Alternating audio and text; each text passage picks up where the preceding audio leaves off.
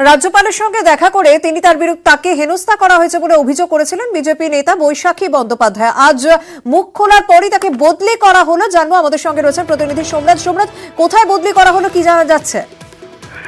দেখো, মূলত যেটা বৈশাখী বন্দ্যোপাধ্যায়ের দাবি যে আজকে বিকাশ ভবন বন্ধ থাকলেও বিকাশ ভবন তড়িঘড়ি খুলিয়ে তাকে বদলির অর্ডার দেওয়া হয়েছে। মূলত তিনি মিলি আলামিন কলেজের ভারপ্রাপ্ত অধ্যক্ষা হিসেবে দায়িত্ব সামলেছিলেন, যদিও তিনি এই পদ থেকে ইস্তফা দিয়েছিলেন, অর্থাৎ ভারপ্রাপ্ত অধ্যক্ষার পদ থেকে ইস্তফা দিয়েছিলেন এবং কলেজের বেশ কিছু সমস্যা নিয়েও তিনি অভিযোগ জানিয়েছিলেন উচ্চশিক্ষা দপ্তরের কাছে এবং শিক্ষামন্ত্রী পার্থ চট্টোপাধ্যায়ের কাছেও তার কলেজের বিভিন্ন সমস্যা নিয়ে অভিযোগ জানিয়েছিলেন। কিন্তু যেটা তার দাবি যে গতকাল রাজ্যপালের সঙ্গে দেখা করা এবং সেই পরিপ্রেক্ষিতে হঠাৎ করে তার বদলির অর্ডার হয়ে গেল এবং সেই বদলি করা হলো রামমোহন রায় কলেজে। রামমোহন রায় কলেজে তাকে বদলির নির্দেশ দেওয়া হয়েছে উচ্চশিক্ষা দপ্তরের তরফে এবং আজকেই সেই বদলি নির্দেশ করা হয়েছে। কিন্তু সেই বদলি নির্দেশ করা হলেও তিনি রামমোহন কলেজে আপাতত কাজে যোগ দেবেন না, সেটা তিনি স্পষ্ট করে দিয়েছেন। দ্বিতীয়ত, তিনি কাজে যোগ না দেওয়ার পাশাপাশি তিনি এটাও জানিয়ে দিয়েছেন যে আগামী দিনে তিনি আইনি পথে হাঁটবেন নাকি না অধ্যাপিকা পদ থেকেই তিনি ইস্তফা দেবেন, অর্থাৎ চাকরি থেকেই ইস্তফা দেবেন, সেই বিষয়ে তিনি চূড়ান্ত সিদ্ধান্ত নেবেন। এই বিষয়ে তিনি আইনজীবীদের সঙ্গে ইতিমধ্যেই মতামত নিতে শুরু করেছেন। বিশেষত এই যে তিনি কাজে যোগ দেবেন না, এক্ষেত্রে উচ্চশিক্ষা দপ্তরকে কোনো উত্তর দেওয়ার প্রয়োজনীয়তা রয়েছে নাকি সেটা নিয়ে আইনি মতামত নেওয়ার তিনি প্রস্তুতি শুরু করেছেন। ধন্যবাদ।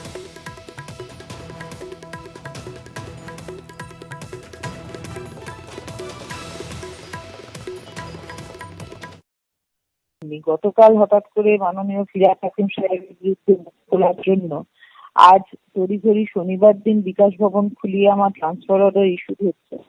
তো এটা আমি মনে করি যে আমার কেরিয়ার শেষ হয়ে আসছিলই। আমার কেরিয়ার শেষ করার জন্য নানান পদক্ষেপ নেওয়া হচ্ছিল। বারংবার রাজরোষে পড়লে তো মানুষ কখনো বাঁচতে পারে না। তো সেই হিসেবে আমি জানতামই যে কখনো না কখনো এই জিনিস আসতোই। শোভনের দপ্তর ছাড়তে হয়েছে, আমাকে আমার কলেজ ছাড়তে হবে, এটা তো খুব স্বাভাবিক ব্যাপার ছিল। ফিরহাদ হাকিম তিনি ঠিক কি বলেছিলেন শুনবো। মানুষের কাজের জন্য ব্যস্ত আছি, ওই ভ্যাকসিন নিয়েছি, কিরকম থাকি দেখব। এখন আমি মানুষের কাজ করি, ওরা ওদের কাজটা করছে, করুন না।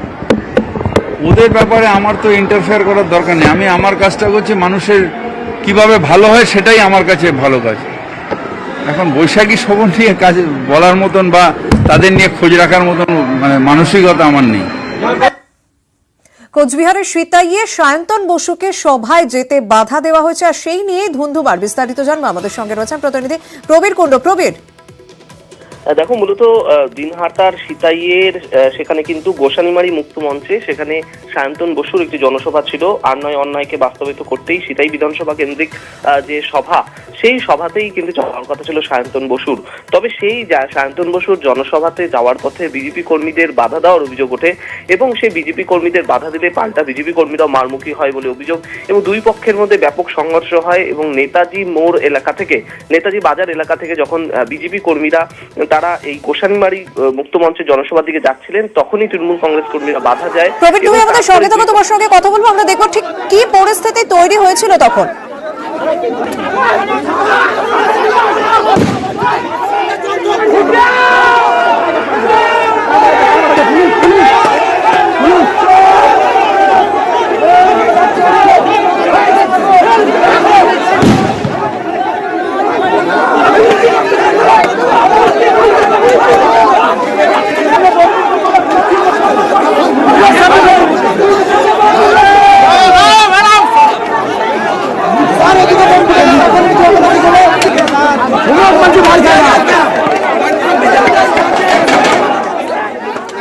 প্রবীর, আমরা যে ছবি দেখছি রীতিমতো ধুন্ধুমার পরিস্থিতি, ঠিক কি কারণে এই পরিস্থিতি তৈরি হয়, এখন কিরকম রয়েছে অবস্থা? দেখো, এখনো পর্যন্ত কিন্তু যথেষ্টই থমথমে এই গোটা গোসানিমারি এলাকা। প্রচুর পরিমাণে দিনহাটা এবং সিতাই থানার প্রচুর পুলিশ তারা কিন্তু পরিস্থিতি আয়ত্তে এনেছে এবং মূলত এই উত্তেজনা কিন্তু দেখা যায় যে এবং সকাল থেকেই উত্তেজনা ছিল। বিজেপির এই জনসভাকে ঘিরে বিজেপি কর্মীদের বাধা দেওয়া হতে পারে বলে কিন্তু পুলিশের কাছেও খবর ছিল। সে কারণে প্রচুর পুলিশ থাকা সত্ত্বেও তারপরেও কিন্তু দেখা গেছে দুই পক্ষ যথেষ্টই মারমুখী হয়েছে সিতাইয়ের এই নেতাজি বাজার এলাকাতে এবং মূলত দুই পক্ষই একে অপরকে লক্ষ্য করে বোমাবাজি করার চেষ্টা করে, এমন বোমাবাজি হয় বেশ কয়েকবার, এবং যার জেরে কিন্তু যথেষ্ট উত্তেজনা ছড়ায় এলাকায়। এবং বিজেপি কর্মীদের দেখা যায় যে পুলিশকে ঘিরেই তারা কিন্তু একেবারে ঘেরাও করে বিক্ষোভ শুরু করে যে কেন তাদের মিছিলে যেতে বাধা দেওয়া হচ্ছে। উল্টা দিকে তৃণমূল কংগ্রেস তারাও কিন্তু এগিয়ে আসছিল বিজেপির মিছিলের দিকে। দুই পক্ষের মধ্যে ইট পাথর ছোড়া হয়, দুই পক্ষ একে অপরের বিরুদ্ধে লাঠি বা হাতেও কিন্তু ঝাঁপিয়ে পড়ে, এবং তারপরে কোনো রকমের দিনহাটা সিতাই থানার বিশাল পুলিশ বাহিনী দুই পক্ষকে তারা ছত্রভঙ্গ করে, এবং তাতে কিন্তু রীতিমতো পুলিশকে বেগ পেতে হয়। এবং এখনো পর্যন্ত এলাকা কিন্তু যথেষ্টই থমথমে রয়েছে। একদম, ধন্যবাদ প্রবীর।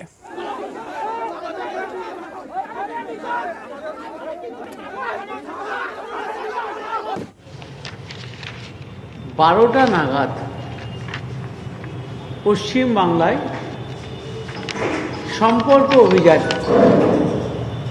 আর নয় দরকার শুরু হয়।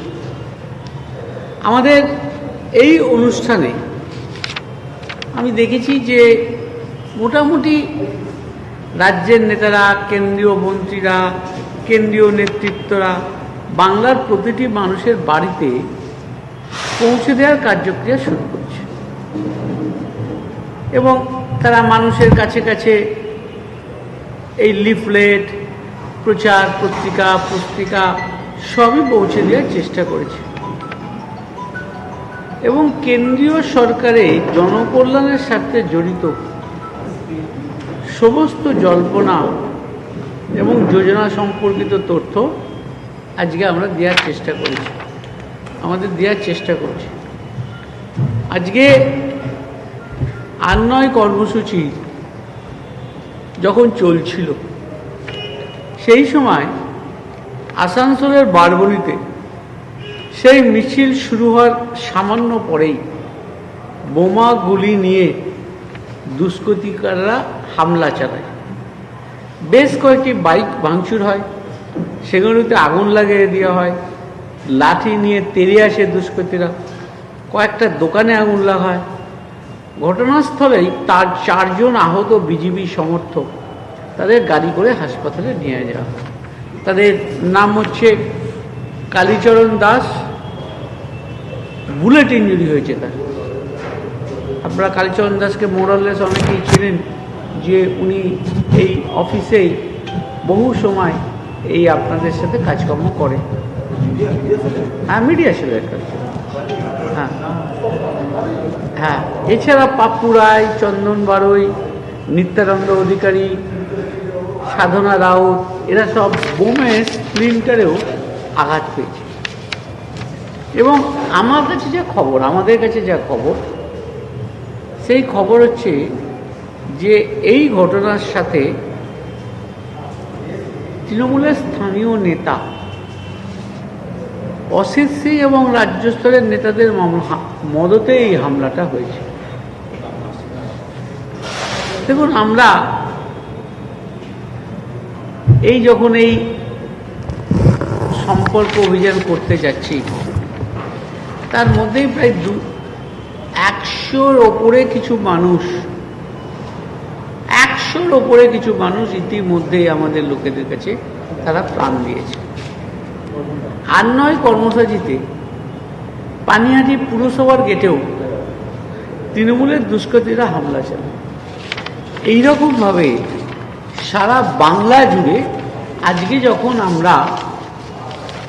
যখন মানুষের কাছে যাচ্ছি, আমাদের ক্যাম্পেনিং শুরুর কথা বলছি, সেই সময় যেটা লক্ষণীয়, দুয়ারে দুয়ারে মানুষের উপর হামলা চালানোর জন্য তৃণমূল বাহিনী রেডি হয়ে গেছে।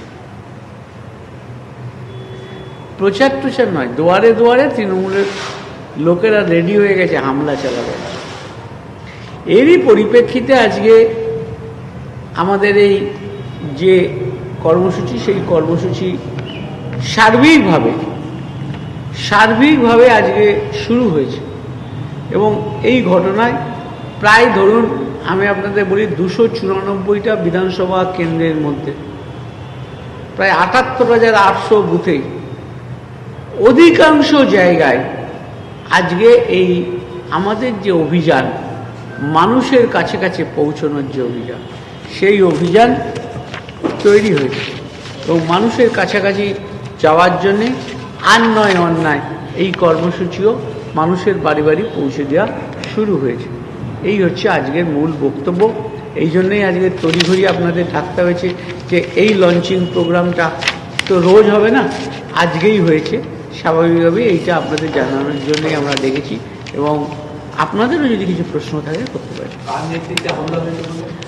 বলছি, ওরা বলছে স্থানীয় নেতা অসিত সিং। হ্যাঁ, টিএমসি স্থানীয় নেতা অসিত সিং জড়িত, এটা as reported by the local boys.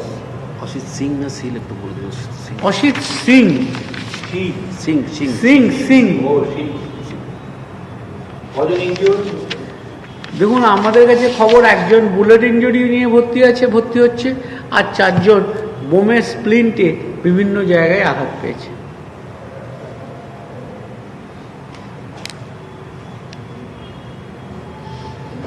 আজকে আপনার সুদীপ্ত সেন সারদা কাণ্ডে অভিযুক্ত, তিনি 2টো চিঠি লিখেছেন, একটা প্রাইম মিনিস্টার, একটা চিফ মিনিস্টার। সেখানে উনি নাম ধরে ধরে উল্লেখ করেছেন কাকে তিনি কত টাকা দিয়েছেন, সেখানে আপনার নামও দিয়েছেন। তিনি বলেছেন দফায় দফায় টাকা দিয়েছি, আজকে খুব বেদনা হয়, তারা দেখি সব বিজেপিতে যাচ্ছে। আবার একটা কথা বলি, এখন তো সে স্টেটের পুলিশ কাস্টডিতে, অর্থাৎ স্টেটের পুলিশ কাস্টডিতে কো অ্যাকাউন্টের বক্তব্যের কোনো মূল্য নাই। সুতরাং এগুলো সবই নিজেরা গটাপ ব্যাপার হচ্ছে। আরেকটা বিষয় আপনাকে জিজ্ঞেস করি, সেটা হচ্ছে যে রাজীব বন্দ্যোপাধ্যায় তৃণমূল নেতা, তিনি আজকে ভাষণ দিতে গিয়ে এক জায়গায় বলেছেন যারা যোগ্যতার সঙ্গে পার্টিতে কাজ করছে তারাই প্রাধান্য পাচ্ছে না, আমাকে কষ্ট দেয়, দুঃখ দেয়, যারা ঠান্ডা করে বসে থাকে তারা বিভিন্ন জায়গায় সামনের সারিতে চলে আসছে, যখন যোগ্যতার সঙ্গে কাজ করার চেষ্টা করেছি সঙ্গে সঙ্গে পেছনের সারিতে ফেলে দিয়েছে, যারা দুর্নীতিগ্রস্ত তারা স্থাবক বলে সামনে। এটাই বাংলার তৃণমূলের সঠিক চিত্র। রাজীব আজ বলেছে, কালকে হয়তো বলবে বলিনি, কিন্তু রাজীবের বক্তব্যটাই কিন্তু যারা প্রথম দিন তৃণমূল তৈরি করেছে, যাদের লড়াইয়ে তৃণমূল তৈরি হয়েছে, এটা তাদের অন্তরের কথা। আরেকটা জায়গায় উনি বলছেন যারা মানুষকে বোকা ভাবে তারা মূর্খের স্বর্গে বাস করছে, এক সময় এলে মানুষ টের পাইয়ে দেবে। নিশ্চিত করে তাই, জনগণই হচ্ছে আসল বিচারক, তারাই বিচার করবে। আজকে অতীন ঘোষ একটা জায়গায় বলেছে যে আমি দলের প্রার্থী। দেখুন, এইরাম অতীন যারা তৃণমূল তৈরির শুরু থেকে লড়াইয়ে ছিল, এরম প্রচুর মানুষ যদি আপনি কান পাতেন তাহলে দেখবেন এটাই তাদের ভেতরের যন্ত্রণা। বলছেন একটা জায়গায় উনি বলছেন যে মুখগুলো প্রথম সারিতে থাকলে মানুষ পছন্দ করছে না, তাদের বিরুদ্ধে এখন একজোট হওয়ার সময় এসছে। দেখুন, এটা কে বলেছে আমি জানি না। রাজীব বন্দ্যোপাধ্যায়। না, আমি আবার বলছি কে বলেছে আমি জানি না, কারণ নাম নিয়ে এইভাবে মন্তব্য করাও ঠিক নয়। কিন্তু বাংলায় আমার নিজের দেখা, আমার নিজের রাজনৈতিক অভিজ্ঞতা, মানুষগুলো কিন্তু একত্রিত হচ্ছে। আচ্ছা, আজকে অধীর চৌধুরী পুরুলিয়াতে বিজেপি এবং তৃণমূলের ওনার বক্তব্য অপশাসনের বিরুদ্ধে বিশাল মিছিল করেছেন। তারপরে দেখুন, পুরুলিয়ায় একটা টাইমে বা আজও কংগ্রেসের একটা মিনিমাম লোকাস্ট্যান্ডি আছে, নেপাল মাহাতো ওদের এমএলএ আছে, সুতরাং এ করতে পারে, ওরা ওদের মতন কিছু এসে যায় না। পুরুলিয়ার সব কটা সিটে এবারে বিজেপি জিতবে। যারা তৃণমূলে ক্ষোভ প্রকাশ করছে দলীয় নেতৃত্ব সম্পর্কে, কাজকর্ম সম্পর্কে, তাদের ব্যাপারে আপনার কোনো বার্তা দেবেন? দেখুন, তৃণমূলের ক্ষেত্রে, সর্বস্তরের মানুষের ক্ষেত্রে আমাদের দল খুব পরিষ্কার বলছে যেটা একটা পরিবর্তন লড়াই শুরু হয়েছে। এই লড়াইয়ে যারা অংশ নিতে চাইবে তাদের সকলকেই স্বাগত জানাই। দুয়ারে সরকার আর আবার দুয়ারে দ্বন্দ্ব, একদিকে মন্ত্রী সাধন পান্ডে আর একদিকে তৃণমূলের বিদায়ী কাউন্সিলর। গতকাল কলকাতা পুরসভা 14 নম্বর ওয়ার্ডের পর এবার 13 নম্বর ওয়ার্ড বড় কোঅর্ডিনেটর অনিন্দ রাউত বনাম সাধন পান্ডে গোষ্ঠীর গন্ডগোল তুঙ্গে। গন্ডগোলে মেজাজ হারালেন মন্ত্রী সাধন পান্ডে, হাত উঁচিয়ে তেড়ে গেলেন ক্রেতা সুরক্ষা মন্ত্রী।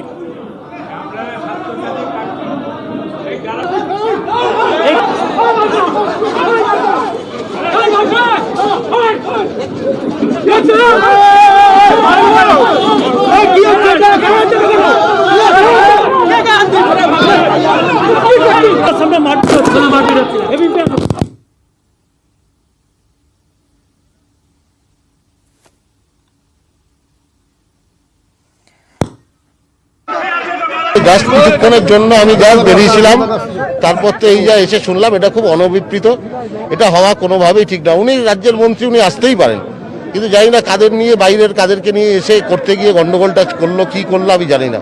This is very bad. দল নিশ্চয়ই কোনো কিছু চিন্তা করবে। সেম সেম, একদম সেম। আমরা যারা পুরনো ছেলে ওয়ার্ডে, কে সাধন পান্ডে, কে আমরা দেখি না।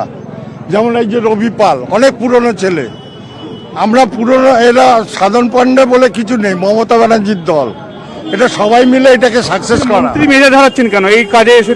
মন্ত্রী মনে হয় কোনো কিছু ভুল হচ্ছে, কেউ উল্টো পাল্টা তাকে বুঝাচ্ছে যে এইটা মানে আপনি গুরুত্বহীন হয়ে যাচ্ছেন। আমরা ফোনে কথা বলেছিলাম মন্ত্রী সাধন পান্ডের সঙ্গে, তিনি কি বলছেন শুনবো। কিছুই হয়নি। সব জায়গায় যেখানে যেখানে দুয়ারে ক্যাম্প হয়, সরকারের প্রোগ্রাম, মন্ত্রী হিসেবে আমি সব জায়গায় যাই, কোনো অসুবিধে নেই। সব কিচ্ছু জানি না, আমি গিয়ে মিট করেছি, সবাই ভালো কাজ করছে। আমি বলছি তো, অনিন্দ্য রাও হেরে গেছে ইলেকশনে, মানুষের জনগণের ভোট পাইনি। গত লোকসভা নির্বাচনে ও হেরে গেছে, মানুষ ওকে পছন্দ করছে না। কি বললাম? ইলেকশন রেজাল্ট দেখে কথা বলো। মন্ত্রী ফিরহাদ হাকিম অবশ্য বলছেন যে দুয়ারের সরকার অনেক বড় কাজ, বড় শহরে এরকম ছোট অনেক কিছুই হয়। बड़े शहर में छोटे छोटे चीज होते हैं सेनोरिटा, সেরকম একটা দুয়ারের সরকার বিরাট বড় কাজ, সারা পশ্চিমবঙ্গ জুড়ে হচ্ছে। দুটো একটা জায়গায় টেবিল পাতা, কোথাও কেউ থাকলো, কেউ আসলো, এটা হতেই পারে। এটাকে সাধনদাকে বলবো ইগনোর করতে। এই ছোট ছোট ব্যাপার নিয়ে কি আছে?